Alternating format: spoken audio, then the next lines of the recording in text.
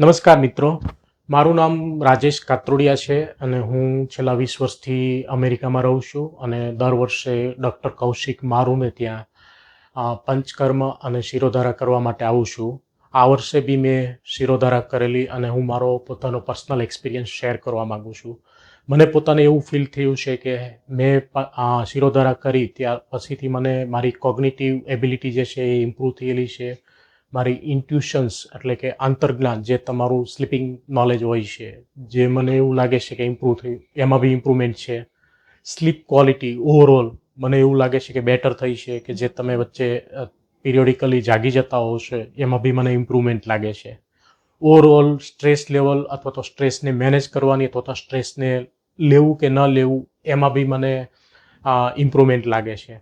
Overall મને એવું લાગે છે કે આઈ થિંક શિરોધારા જેમને લાઈફમાં માનસિક તણાવ રહેતો હોય એ લોકો માટે લેવું જોઈએ, કરવું જોઈએ.